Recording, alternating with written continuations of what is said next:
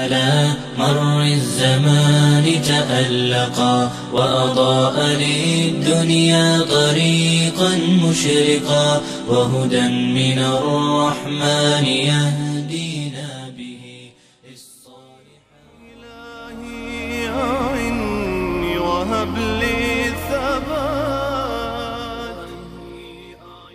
بسم الله الرحمن الرحيم. Ассаламу алейкум, қадірменді мұсылман аға інілер мен әпке қарындастар. Көз айым атты бағдарламамыздың тағы бір айдарына қош келдіңіздер. Бүгінгі талдайтын тақырыбымыз ең ұлы тақырыптардың бірі болып саналады.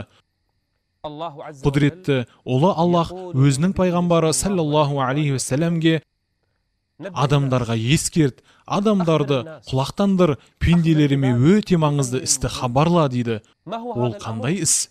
نبئ عبادي أني أنا الغفور الرحيم.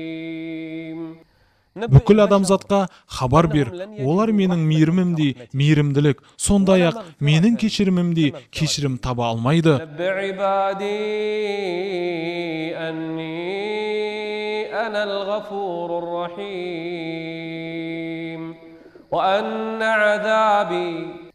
Сол уақытта кім қыңырлық танытып, қасарысып, қарсылық көрсетсе, وأن عذابي هو العذاب الأليم. Аллах тағала Адам алейхиссалам мен жұбайын жәннатқа орналастырған еді. Бірақ Адам алейхиссалам жәннаттан не үшін шығарылды? آدم ربه فغوى. Аллах тағала оны бір ғана күнәнің себебінен жәннаттан шығарды. Бірақ күнә. Иблис Аллах тағалаға жақын болғандардың бірі еді.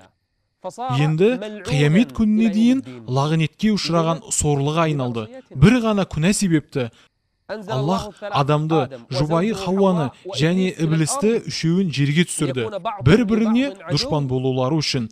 Бірақ Адам алейхиссалам күнәсі үшін өкініп жылай бастады. Я, шынында мен күнә жасадым. Мен сондай қате іс қылдым. Ұмыттым. Аллахтың бұйрығын, әмірін ұмытып, бұл ағаштан жедім. Қолын көтеріп, дұға қылды. Көздері жасқа малынды. Жұбай екеуі былай деді.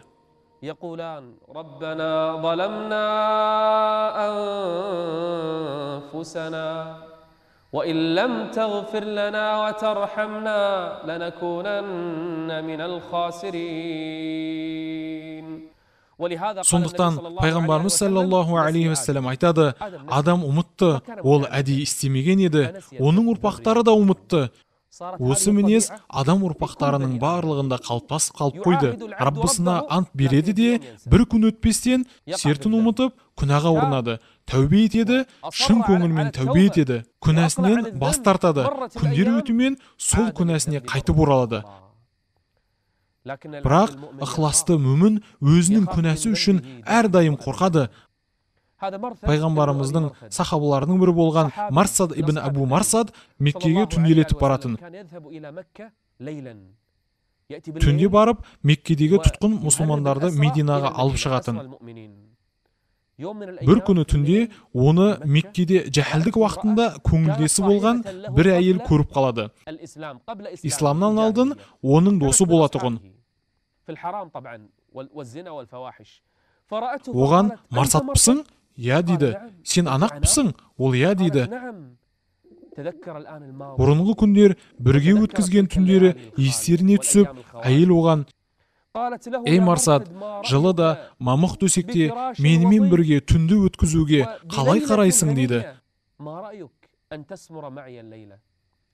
Марсад жоқ дейді. Анақ меккеліктерді оған қарсы көтереді де, Марсад болса қашып кетеді. Пайғамбарымызға саллаллаху алейхи вассаламге келіп, ол әйелге үйлену жайын сұрайды. Сонда Аллах тағала мына аятты түсіреді.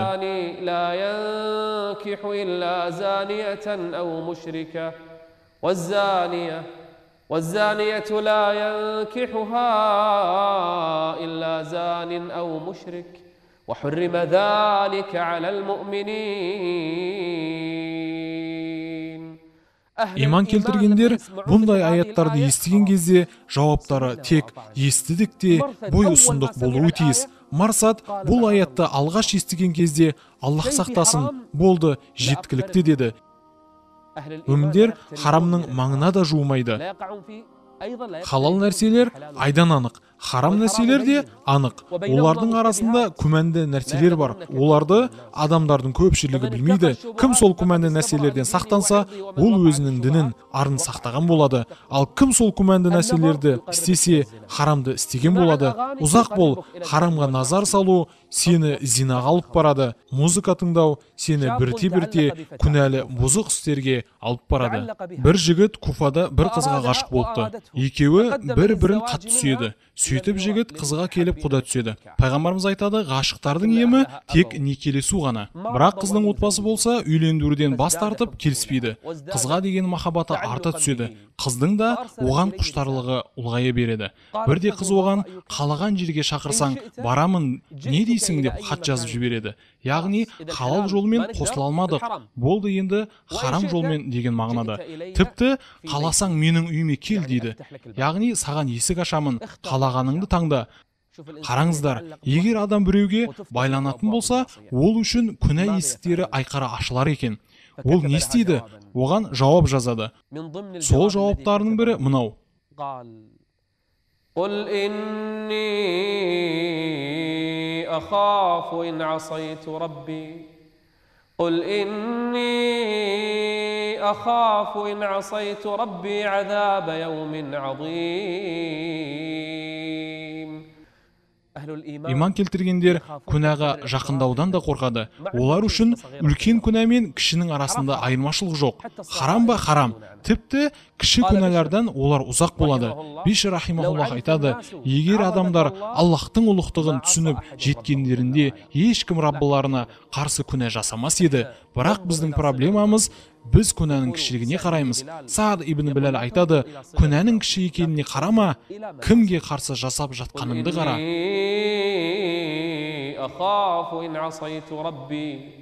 أخاف إن عصيت ربي عذاب يوم عظيم.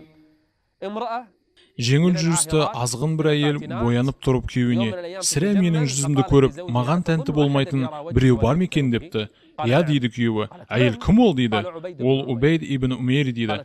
Әйел, оны алдап арбауыма рұқсат бер дейді. Істе дейді. Қараңыздар, бұл сөзде күйеуі айтып тұр. Сөйтіп, сыланып, сәнденіп, Меккедегі ең ғибадатшыл Убейд ибн Умейрге келеді.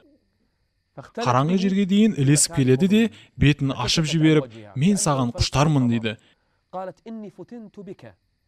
Не дегенін қараңыздар. Әуелі менің сұрағыма жауап берсең, кейін көреміз дейді. Сұра дейді, маған шын айтасың ба дейді. Шын айтамын дейді. Сонда Убейд, егер саған өлім періштесі түсіп, жаныңды алып жатса, мен сенің талабыңды қанағаттандырып жатқаным саған ұнай ма? Әйел жоқ дейді. Оған, егер қабірде Мункар мен Накир періштелер сені отырғызып қойып, сұрау алып жатса, мен сенің қажетіңді өтегенім сені қуандыра ма? Жоқ дейді. Сен Аллахтың алдында тұрғызылып, парақтар ақтарылып жатқанда, сен болсаң кітабыңның оң жағыңнан, әлде сол жағыңнан берілетінін білмей дал болып тұрғаныңда, мен сенің қажетіңді өтеп жатқаныма разы боласың ба дейді. Әйел жоқ дейді. Егер таразы қойылып, сен болсаң амалыңның ауыр, әлде жеңіл болатынын білмей тұрғаныңда, сені қанағаттандырып жатқанға разымысың дейді. Жоқ дейді.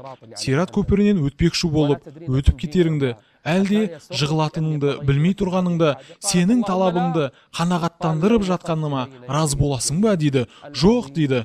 Теңдессіз ұлы Раббыңның алдында есеп қисап үшін тұрғаныңда, мен сенің қажетіңді өтеп жатқаным көңіліңді сергітеме дейді. Сол кезде әйел айқайлап, жылап, жоқ, жоқ деп қашып кетеді. Кейіннен әлгі әйел сол дәуірдің ең тақуа әйелдерінің біріне айналыпты. Сен де Аллахқа тәубе ет. Аллахқа тәубе етуші күнәдан пәк пендеге ұқсайды.